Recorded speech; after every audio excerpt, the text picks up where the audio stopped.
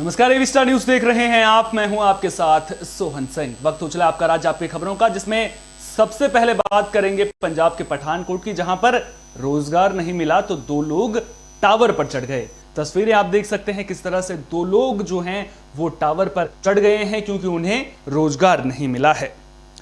तो खबर पठानकोट से सामने आ रही है, जहां रोजगार के लिए लोग टावर पर चढ़ गए हैं। लोग पिछले 70 दिनों से रणजीत सागर डैम के चीफ इंजीनियर के ऑफिस के बाहर धरने पर बैठे हुए हैं।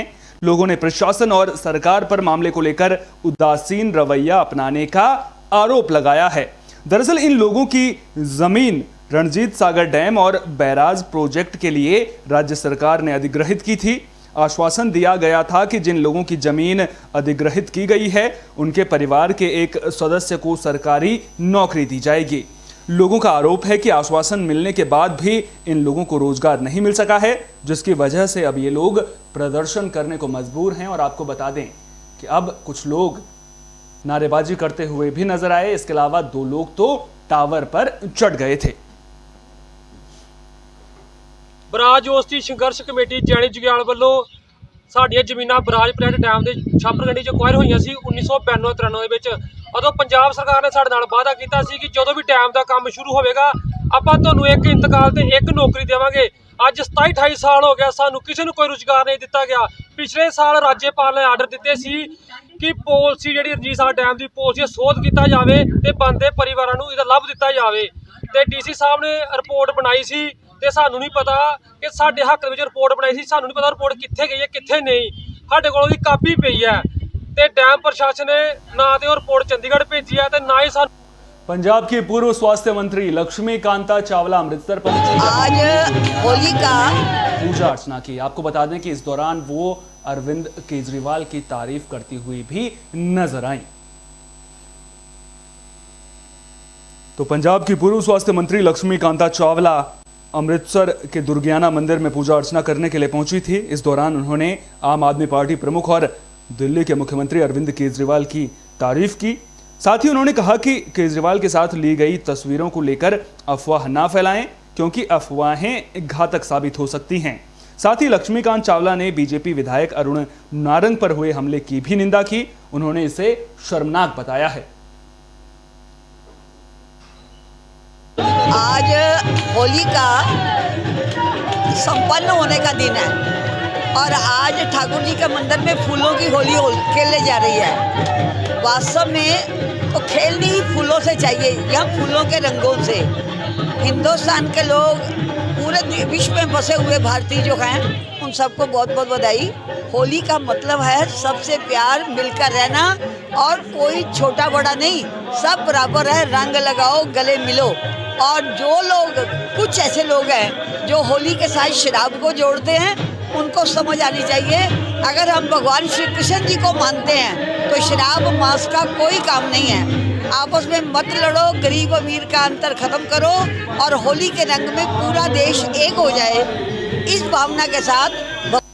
पंजाबी सिंगर दिलजान की सड़क हादसे में मौत हो गई है। आपको बता दें कि उनके निधन से पंजाबी म्यूजिक इंडस्ट्री को बड़ा नुकसान पहुंचा है।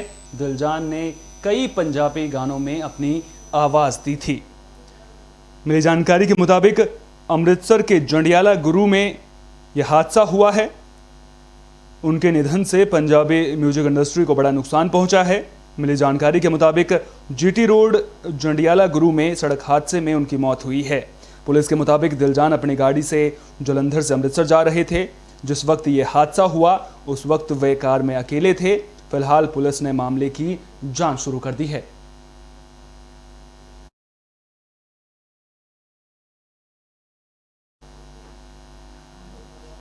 कानपुर में बदमाश किस तरह से बेखौफ हो गए हैं, अंदाजा आप इसी बात से लगा सकते हैं कि जो बदमाश हैं वो फिल्मी अंदाज में कत्ल की वारदात को अंजाम दे रहे हैं। यहां बदमाशों ने पहले एक युवक को दौड़ाया और फिर गोली मारकर उसकी हत्या कर दी। मामला अरमापुर थाना इलाके का है। पुलिस ने भी मामले में मुस्तैदी दिखाते हुए महज 12 घंटे के भीतर 2 आरोपियों को गिरफ्तार कर लिया है। आरोपियों के पास से असलहा और कारतूस बरामद किया गया है। ये 26 तारीख की रात्रि को अरमापुर थाना क्षेत्र में एक युवक की गोली मार के हत्या की गई थी। उसी संदर्भ में जो सर्विलांस टीम स्वॉट टीम के द्वारा इमीडिएटली 12 घंटे में पहले 2 अभियुक्त किरण और सोनू को गिरफ्तार किया गया था। उसके बाद जो 2 अभियुक्त थे, दीपू और उसका भाई पुष्पेंद्र, दोनों फरार थे। स्वॉट टीम ने इमीडिएटली डिफरेंट जगह जो थी उनके हाइड आउट्स थे उन पर दबिश दी और उन दोनों को गिरफ्तार किया। दीपू के पास से एक अवैध तमंचा बरामद हुआ है और जो पूरा ये घटनाक्रम था ये प्रेम प्रसंग को लेके हुआ था, इनका आपसी विवाद। और जो गोली चलाई गई वो सोनू जो ऑलरेडी हम जेल भेज चुके हैं और आज जो दीपू, इनको अरेस्ट किया गया, दोनों से अवैध तमंचा। खबर यूपी के कन्नौज से सामने आ रही है, जहां मामूली विवाद को लेकर 2 गांवों के लोगों ने पथराव किया है। आपको बता दें कि पथराव का ये वीडियो अब सोशल मीडिया पर जमकर वायरल हो रहा है। मामला सदर कोतवाली के जुकैया गांव का है। इस घटना का वीडियो सोशल मीडिया पर जमकर वायरल हो रहा है। दरअसल 2 गांवों के बीच मामूली विवाद हुआ था, जिसके बाद पहले कहासुनी हुई और फिर दोनों गांवों के लोगों ने एक दूसरे पर पत्थर बरसाने शुरू कर दिए।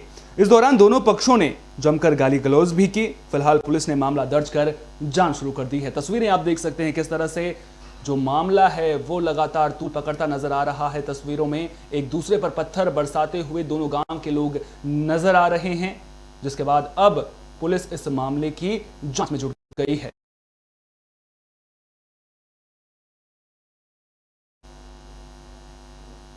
इन दिनों सेल्फी लेने का ट्रेंड खूब चल रहा है। लोग आए दिन सेल्फी लेते हैं और सोशल मीडिया पर पोस्ट भी कर देते हैं, लेकिन लखीमपुर खीरी में सेल्फी ही 4 युवकों के लिए मुसीबत का सबब बन गई। दरअसल मामला खीरी थाना इलाके का है, जहां सेल्फी लेते वक्त 4 युवक शारदा सहायक नहर में गिर गए। इनमें से 3 युवक तो तैरकर बाहर आ गए, लेकिन एक युवक नहर में ही डूब गया, जिसका 20 घंटे बाद भी पता नहीं चल सका है। आपको बता दें कि वहां पर रेस्क्यू ऑपरेशन भी चलाया गया था, लेकिन इसके बावजूद युवक का कुछ पता नहीं चल सका है। जो युवक लापता हुआ है वो शहर के मशहूर मनोचिकित्सक का बेटा बताया जा रहा है। कल शाम को कुछ युवक शारदा नहर के सरेचा में जो साइफन है वहाँ गए थे। उनमें से 3 युवक पानी में गिर गए, जिनमें से 2 युवकों को मौके पर उपस्थित ग्रामीणों के द्वारा त्वरित मदद करते हुए पानी से बाहर निकाल लिया गया, लेकिन एक युवक का कुछ पता नहीं चला, जिनकी तलाश करने के लिए मौके पर आपकी फ्लड कंपनी पीएसी, उसके अतिरिक्त स्थानीय गोताखोरों की मदद से सर्च किया जा रहा है। ड्रोन कैमरे की मदद से पूरे कनाल के एरिया का एरियल सर्विलांस किया। जैसे ही गर्मियों का मौसम शुरू होता है, वैसे ही आग लगने के मामलों में भी इजाफा हो जाता है। आपको बता दें कि आए दिन आगजनी की घटनाएं सामने आती रहती हैं। ताज़ा मामला राजस्थान के जैसलमेर का है, जहां भणियाणा थाना इलाके में आग लगने का मामला सामने आया है। इस घटना से इलाके में हड़कंप मच गया। मिली जानकारी के मुताबिक दोपहर बाद घास में अचानक आग लग गई थी, जिसके बाद देखते ही देखते बबूल की झाड़ियों ने भी आग पकड़ ली। मामले की जानकारी मिलने के बाद दमकल विभाग और प्रशासनिक अधिकारी मौके पर पहुंचे, जिसके बाद आग पर काबू पाया जा सका है। आग कैसे लगी, फिलहाल इसका खुलासा नहीं हो सका है।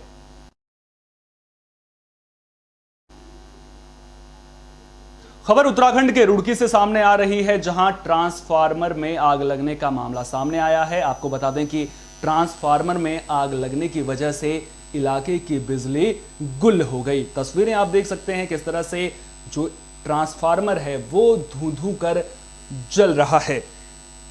आपको बता दें कि मामला गणेशपुर सेक्टर रोड का है। दरअसल बिजली ट्रांसफार्मर में आग लगने की वजह से इलाके में हड़कंप मच गया था।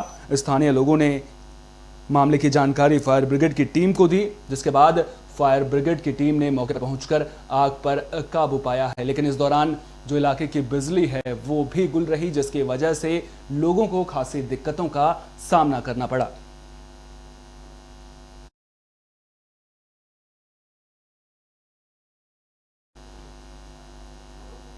रुड़की से सड़क हादसे की खबर सामने आ रही है। आपको बता दें कि इस हादसे में एक युवक की मौत हो गई है, वहीं 3 युवक गंभीर रूप से घायल बताए जा रहे हैं। यह हादसा गंगनहर कोतवाली इलाके के रसूलपुर गांव के पास नेशनल हाईवे पर हुआ है। दरअसल मंगलौर बाईपास पर रसूलपुर के पास 2 गाड़ियों की आपस में टक्कर हो गई थी। मिली जानकारी के मुताबिक झबरेड़ा थाना इलाके के कुमराड़ी के रहने वाले 3 युवक कार से सवार होकर देहरादून जा रहे थे। इसी दौरान उनकी गाड़ी हादसे का शिकार हो गई। मामले की जानकारी मिलने के बाद पुलिस मौके पर पहुंची और घायलों को इलाज के लिए अस्पताल में भर्ती कराया, जहां कुमराड़ी गांव निवासी एहतशाम की मौत हो गई है।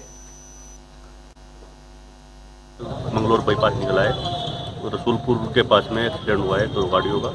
एक गाड़ी देहरादून की है, एक गाड़ी के पास मंगलोर के पास पड़ता है कुमराड़ी। एक का इंतकाल हो गया उनमें से लड़के का। क्या नाम है जिनका इंतकाल हुआ? एहतशाम।